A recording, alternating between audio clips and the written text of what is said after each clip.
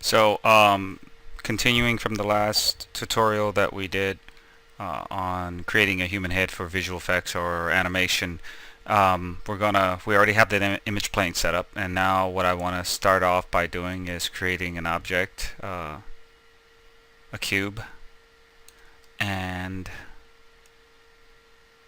centering it as best I can.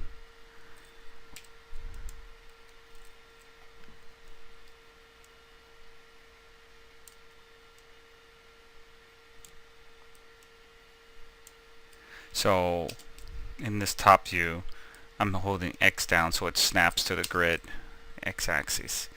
Once I do that, I'm going to go ahead and I want to try to get this at the right size before I start changing things around. There we go. Once I do that, I'm going to hit Control A, go into the settings here, and this part, I want to even this out a little bit more.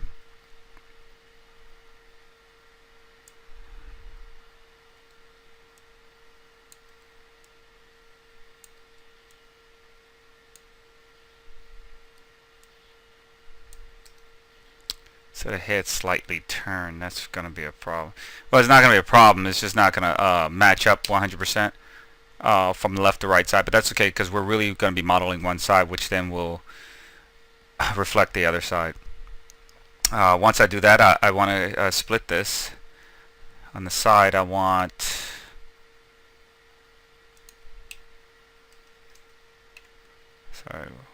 depth. So I want 2 here on the side. And in this front area here, I want 1 right down the middle, and I want 1 for the forehead, 1 for the eyes, and 1 for the nose. Once I do that,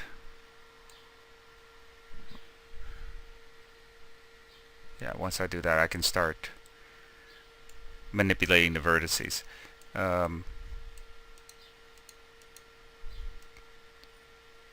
Get this right in the middle. There we go. And then I can just start moving the vertices around from there to even this out.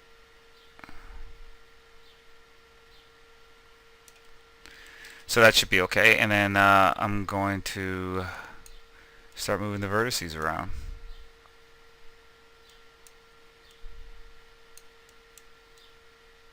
I'm going to have to ignore this bun in the hair.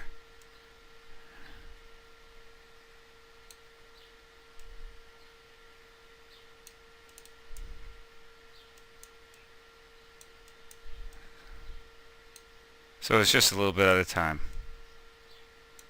1 vertices at a time. Until it starts to become what you want it to look like. So you'll check both the front and the side views and then move it around and check the perspective.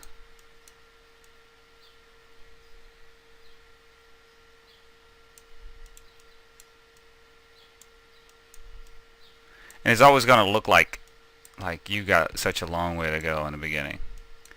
But as you start adding things to it and start forming it, you'll slowly start seeing your picture come together, or your object. So never give up in the beginning, no matter how bad it looks. Just keep moving those vertices around. In the beginning, I used to get frustrated because it never looked like what you wanted it to look like in the beginning.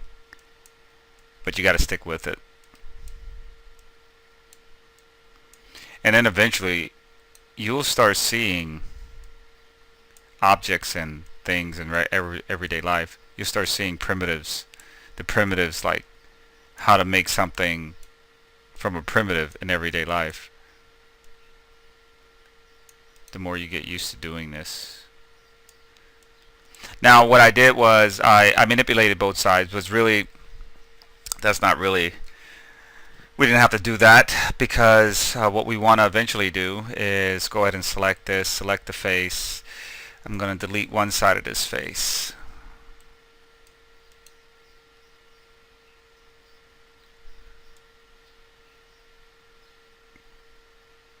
Balance that out, because what we want to do is go to edit, and we're going to duplicate specials.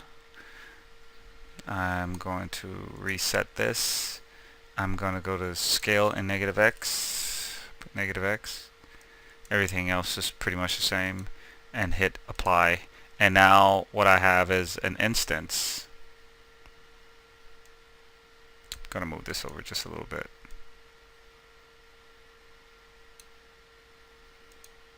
Because this picture, in this picture, my head's turned a little bit, so I'm going to have to fix that. So now when I move this one, because,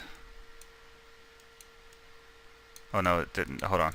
So I need an instance, so I'm going to, let's try that again. I'm going to select this. I probably didn't put it on instance. So I'm going to go to duplicate specials. Yeah, that's exactly what happened. We had it on parent, so I'm going to put it on instance. Negative, and there we go. Now from there, now when I manipulate this side, the other side's going to move also. I'm just going to copy it.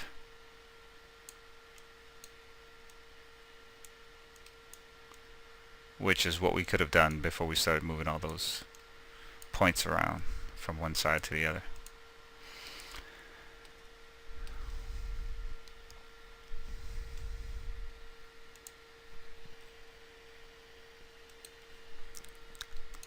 So as I do this, you know, I want this edge loop here to run to the corner of the mouth right here. And I want this one from the top of the ear to the eye.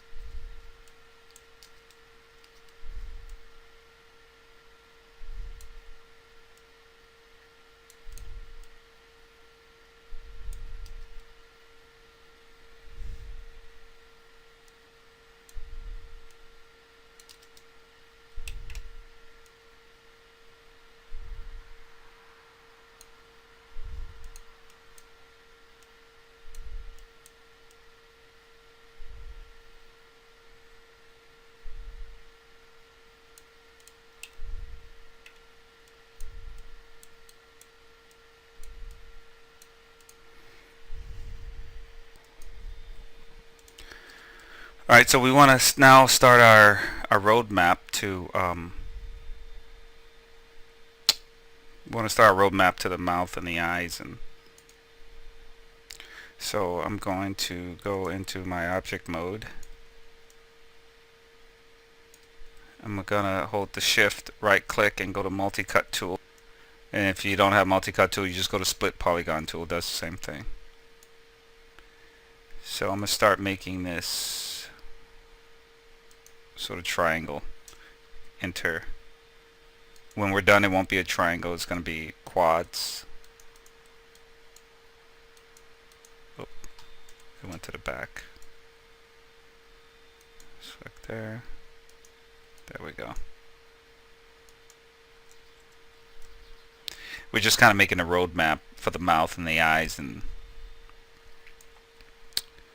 I'll zoom in here.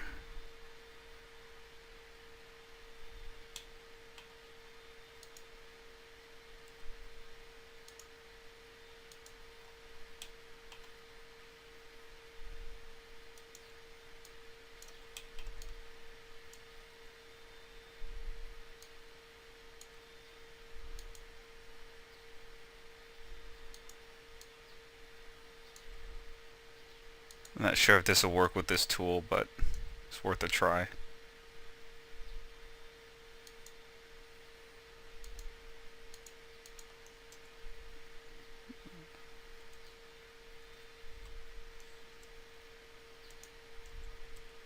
No, it doesn't work with this tool. I was trying to split it right on the face, but what I'm gonna have to do is I'm gonna have to cancel it this way. So I'm gonna have to go up,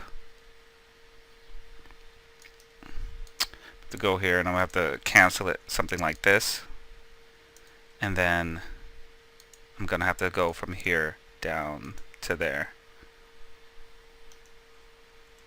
See, so before what I tried to do is I tried to just go right into the middle of this face, go from here to here, and it wouldn't do it. So I had to go from here, here, and cancel it up on this line, and then start another from there.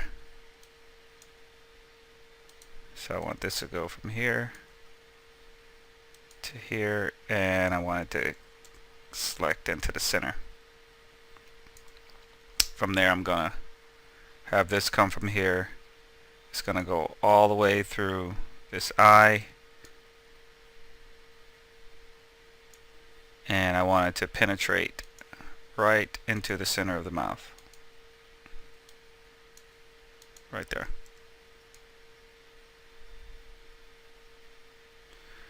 Yeah, that's about right. Okay.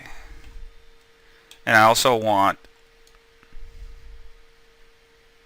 it to come from the center through here and down here.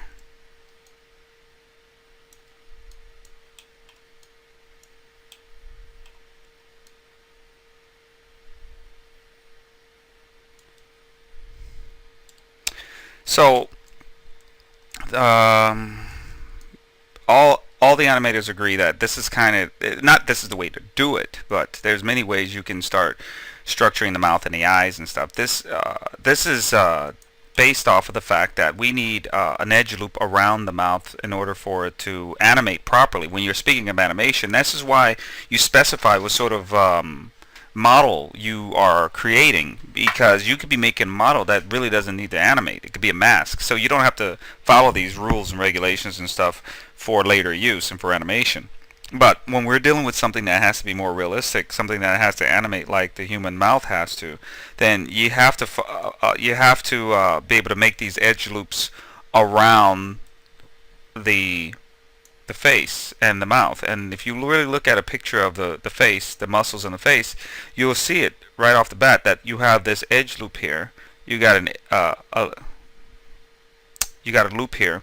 You have a loop here, and you have a loop here, and you have all these muscles pulling from here. So most of the action is going to be happening here, here, and right here on the sides.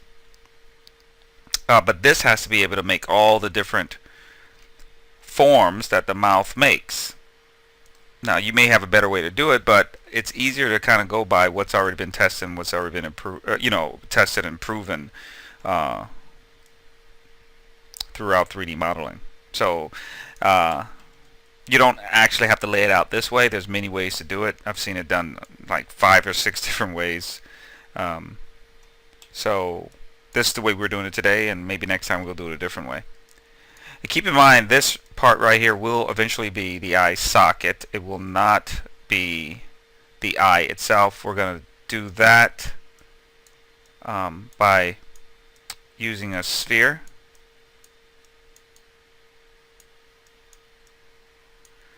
So I want to even all this stuff out here. I'm going to organize this.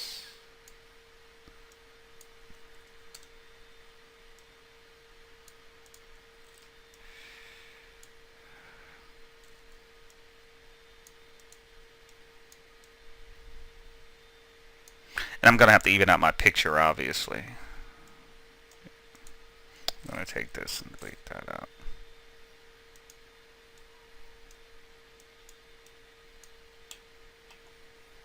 And organize this mouth here.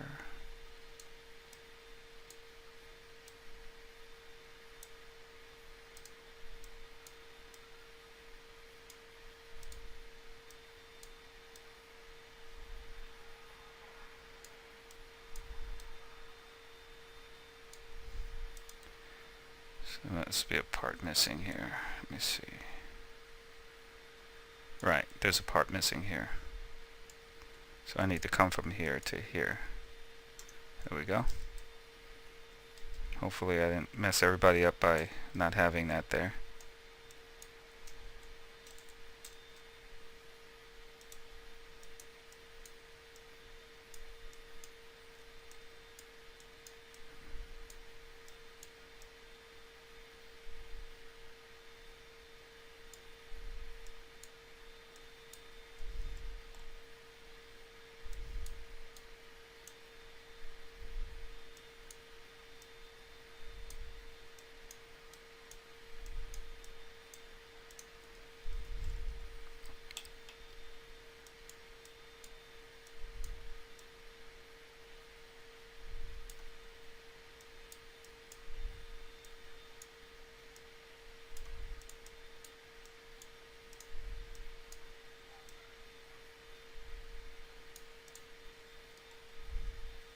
Alright, so we're going to end it right here. I mean, we could sit here and tweak all day. You don't really want to make this too detailed.